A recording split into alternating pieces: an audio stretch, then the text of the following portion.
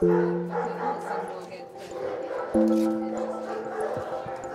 gonna pass this over.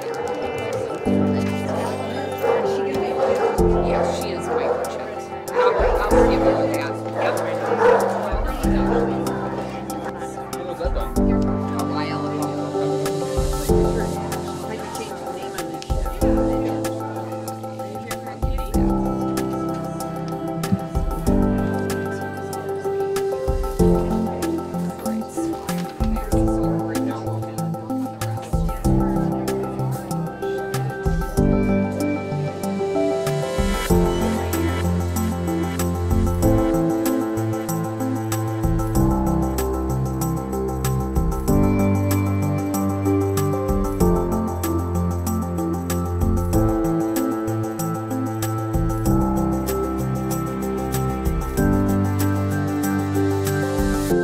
The Articles of Incorporation date back to 1925.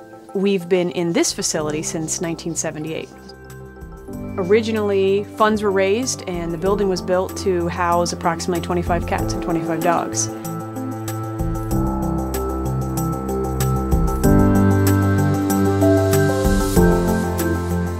When the building was designed, it was designed like any building where it had not just space for the animal housing, but also space for the people. Office space, meeting space, break space. And the way that we've accommodated that volume of animal increase over the last 20 years is we've taken all that human space and we've turned it into animal housing space. This room actually used to be a kitchen, a staff break area for our staff in the late 90s. The more cats that we got in, we needed more space for them to occupy, so instead of having it be a staff break area, it turned into another cat area. This is what we most likely call it is our garage. It is our storage area, it is our staff break area. This is probably one of the coldest areas in the shelter, and a lot of it is because of the back door. People are constantly going in and out of the back door, so you're just pushing in all that cold air. This is our dish room. We have a sink in here and we wash all the dishes from the cages that get cleaned every single day by our staff and our volunteers. You know, we take up every inch of space that we have for the animals. We have cats in here. We actually do have a dog that lives in here. This is our isolation trailer, which is our intake area for any cat that comes into us. Our cat population has just increased, therefore, to take care of them, putting up more cages, taking up the floor space, taking up the counter space, and taking up an office that wasn't being used on a day-to-day basis. We have outgrown this probably 10, 15 years ago, and they utilize every bit of space. One of the challenges is it's not the most efficient way to care for them, so sometimes it'll take a little bit longer than it would, and even sometimes even be a little bit more expensive than it would because it's not an area that was designed to do what we're doing with it.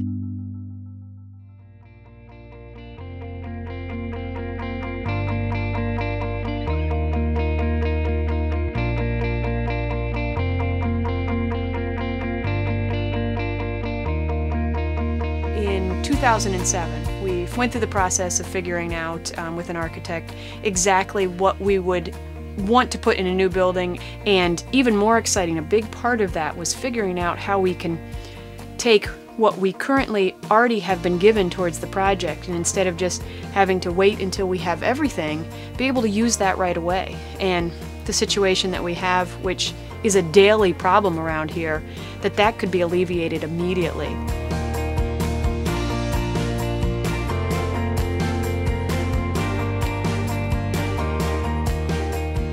With great effort and generous support, we already have $1.2 million towards the entire project, which we estimate to be approximately $3 million.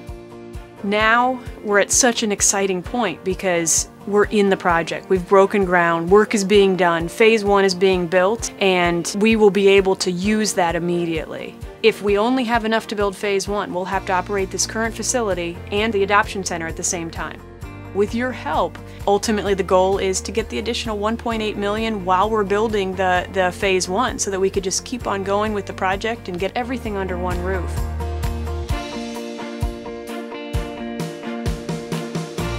One of the greatest things that we suffer in the current facility is average stay time for the animal ends up being a lot longer versus what we'd be able to do in a facility that was actually built to handle a larger volume of people and animals.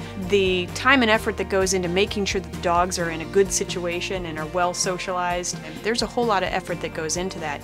If in a new building we were able to cut that time in half, obviously for that individual dog or cat, it would be an improvement that you're talking 2 months sooner into homes. That's amazing.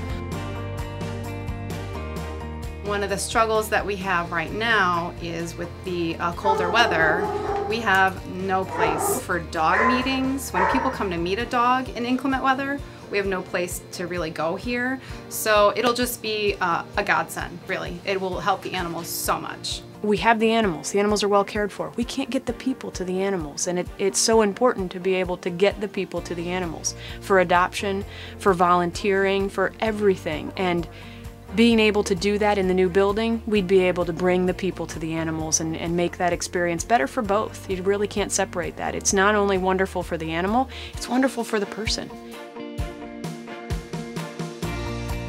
It's not just difficult for adopters to be able to meet with animals, it's difficult for volunteers. Doing the work that they do isn't just challenging, it's where they do it that's challenging. The fact that we have volunteers that come in and do it in that environment is amazing, but the frustrating part with that is we end up turning volunteers away because there isn't space to do what they would like to do with the animals in this facility. Action is happening, things are changing, but we need your help. We can build the entire structure, put everything under one roof, but we need the rest of the community to get behind us and support the rest of the project.